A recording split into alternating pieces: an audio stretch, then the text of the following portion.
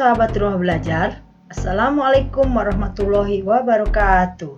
Bertemu lagi dengan saya, Ibu RDD Rahmawati dari SMA Negeri 1 Jawilan, Kabupaten Serang, Provinsi Banten. Pada kesempatan kali ini, kita akan mempelajari materi tentang korosi. Pada kegiatan pembelajaran kali ini, kita akan membahas materi pembelajaran yang terdapat pada kompetensi dasar 3.5, menganalisis faktor-faktor yang mempengaruhi terjadinya korosi dan cara mengatasinya. Indikator pencapaian kompetensi yang diharapkan setelah sahabat rumah belajar menyaksikan video pembelajaran berikut, sahabat rumah belajar akan dapat menganalisis penyebab dan faktor-faktor yang mempercepat laju korosi, serta dapat menganalisis beberapa upaya terapan untuk mencegah terjadinya korosi.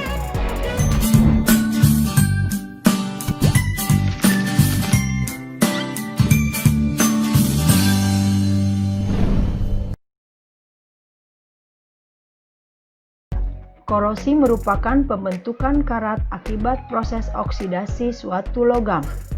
Kemampuan oksidasi suatu logam dipengaruhi oleh harga potensial reduksi logam tersebut dibandingkan dengan logam lain. Semakin negatif harga potensial suatu logam, maka logam tersebut semakin mudah mengalami oksidasi. Mari kita amati proses terjadinya korosi pada besi berikut ini. Paku besi dimasukkan ke dalam bejana terbuka yang berisi air. Beberapa saat kemudian akan terjadi reaksi reduksi oksidasi pada besi yang diakibatkan karena potensial reduksi standar dari ion besi 2 kurang positif daripada potensial reduksi dari oksigen. Maka atom besi pada paku akan teroksidasi oleh oksigen di dalam air menjadi ion besi 2 dengan melepaskan 2 elektronnya. Karat pada besi merupakan senyawa besi 3 terhidrat. Proses lengkapnya yaitu logam besi yang kontak dengan udara dioksidasi menjadi ion besi 2. Ion besi 2 larut dalam air dan bergerak ke katoda melalui tetesan air. Elektron bergerak ke katoda melalui logam. Elektron mereduksi oksigen di udara dan menghasilkan air. Kemudian, sebagian oksigen yang larut dalam air mengoksidasi ion besi 2 menjadi ion besi 3 yang membentuk karat pada besi. Korosi pada besi dipengaruhi oleh beberapa faktor, yakni yang pertama, konsentrasi dari larutan elektrolit. Semakin besar konsentrasi larutan elektrolit, maka kemungkinan terjadinya korosi pada besi akan semakin besar. Yang kedua, pengaruh derajat keasaman. Ketika konsentrasi ion H+ diperbesar sehingga pH akan turun, maka logam semakin mudah teroksidasi. Ketiga, suhu. Yang keempat, air dan oksigen.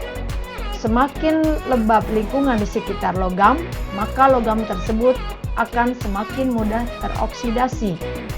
Dan yang terakhir, pengaruh dari logam lain. Berikut cara-cara pencegahan korosi pada besi dengan melalui pengecatan, pelumuran oli, pembalutan dengan plastik, tin plating dan chromium plating, yakni pelapisan dengan timah atau krom, melalui elektroplating atau penyepuhan. Kemudian ada galvanisasi yang merupakan mekanisme perlindungan katodik, dan yang terakhir dengan cara sacrificial protection atau pengorbanan anoda. Contoh cara pencegahan korosi. Pengecatan digunakan pada jembatan dan pagar. Cat menghindari besi kontak dengan udara dan air.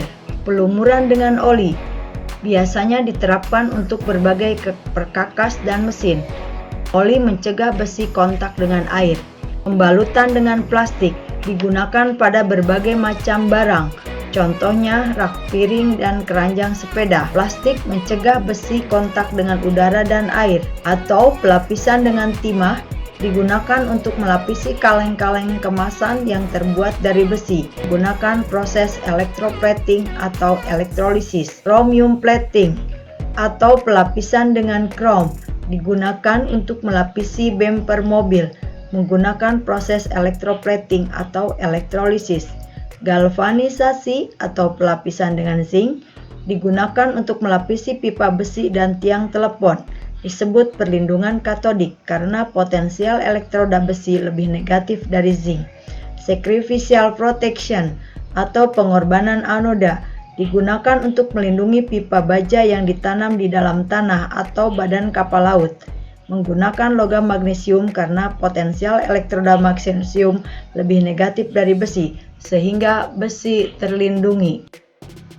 Sahabat rumah belajar, demikian kegiatan pembelajaran kita kali ini. Semoga bermanfaat. Assalamualaikum warahmatullahi wabarakatuh.